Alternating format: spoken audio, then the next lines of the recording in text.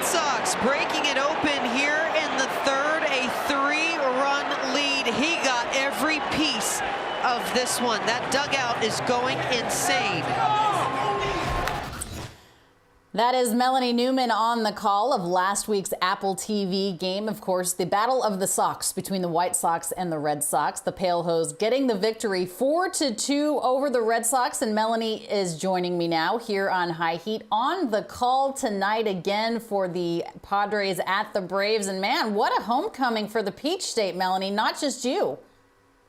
Yeah, no, this is really weird the way that things worked out. Brian Jordan is actually filling in for Chris Young, and we all know how much Atlanta loves him being a part of their roster. And Brooke Fletcher, of course, she grew up in Peachtree City. So it might be the first all-Georgia team calling this, but I promise we're going to give just as much love to the Padres tonight, too. And they definitely deserve the love. They've been playing relatively well. And, of course, Manny Machado, Melanie, in that NL MVP conversation. And he makes it look so effortlessly. From the times that you've watched his plate appearances this year and obviously what he's doing at third base, what's impressed you the most?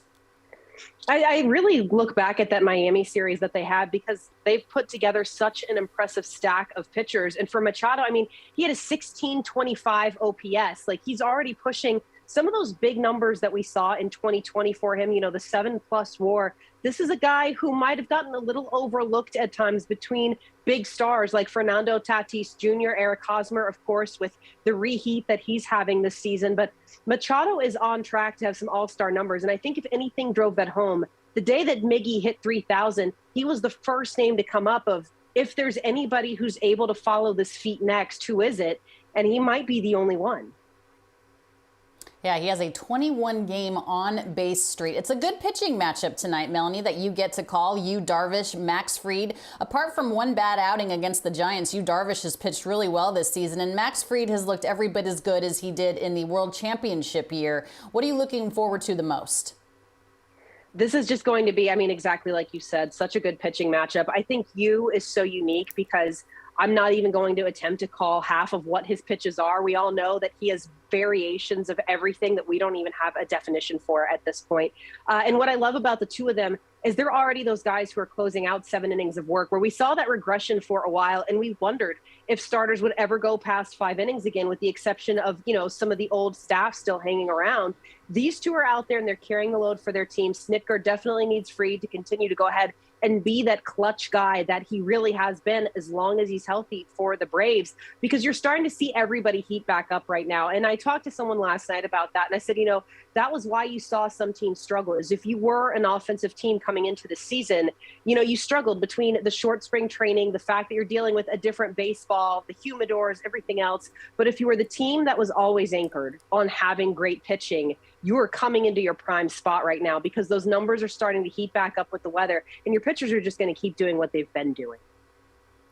Yeah, Yu Darvish has about 15 pitches in his repertoire, and Max Fried a 1.38 earned run average, and in his 4 previous starts. So let's talk about whether or not you're going to be calling a plate appearance from Robinson Cano off of the bench for the Padres. How likely do you think this is to happen?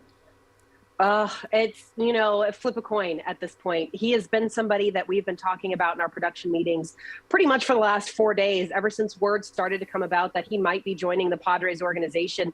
And look, they still need some pieces to come together for them. We know they're missing Tatis. We know that outfield needs some help as well. And maybe the bats a little bit too. It's huge that they have Luke Voit and that he is coming out as hot as he is. And again, we already mentioned Hosmer and the season that he has started off to, but Cano is a great clubhouse piece as well, and somebody who should be really contributing right away, even without Bomel being around. So yeah, I think if the situation suits and they see that matchup, we could very well see a Cano AB tonight.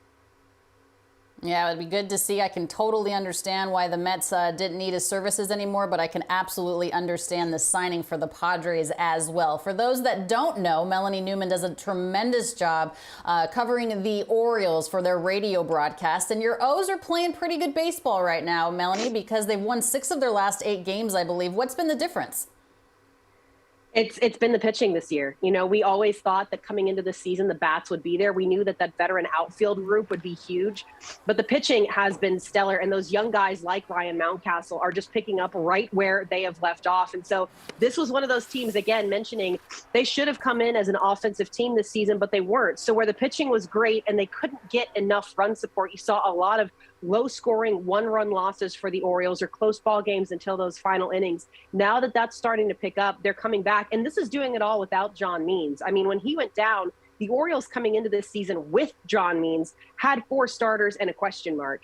And yet here they've been able to come in. They put together a bullpen game yesterday and came out with a win over the Cardinals, which is no small feat at all, especially to jump from, 55-degree start in Baltimore to 100 out in St. Louis. And now they're going to go to Detroit. And I think really the Tigers have been scuffling for the last couple of weeks. So this could be another good opportunity for them to take advantage. But it's just names that you don't expect. Guys like Spencer Watkins, you know what you're getting from Jordan Lyles at this point, that he's going to come out and be able to deliver. But we've been hearing all along how they're just simplifying everything that they bring in. And now that they've picked up Logan Allen as well, I mean, he's another guy that very well, you could see him eventually moving into that rotation swingman position. And on the backside, Jorge Lopez has been ridiculous as a reliever. He's finally had his family life, his home life, and his work synchronized for the first time, arguably since 2016. And he's filthy. And he's followed by guys like Felix Bautista, who's 6'8", throwing 102, right down in your face. It has been such a revelation to watch this year for this team.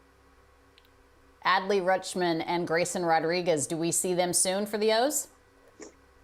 I think fans are about to riot out of just excitement that is bubbling over in Charm City to see these two. Now, Grayson got the MLB TV Game of the Month yesterday, and he out-battled some of the best in the Cardinals AAA system, including the #2 left-handed prospect.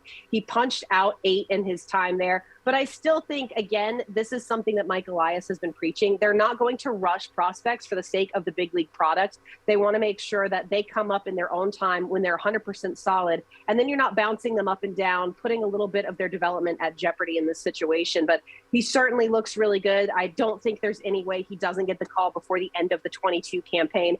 Adley, on the other hand, though, Adley is on a hot seat watch right now, and he looks like a man among boys playing back in the minors. And it surprised everybody, because once they went from Aberdeen to Bowie to continue their rehab, he and lefty DL Hall, they were only there for about 48 hours. And we thought that would be a week stint. The Bay Sox weren't home for that whole time, and they're right down the road from Baltimore. And instead, they were immediately pushed up to Norfolk, and the Tides are going to hit the road. We're hearing maybe the speculation, the Yankees and the Rays are coming in town this next week against the Orioles. Maybe Adley gets the call. We're certainly not privy to those conversations, but I know everybody has been begging for it.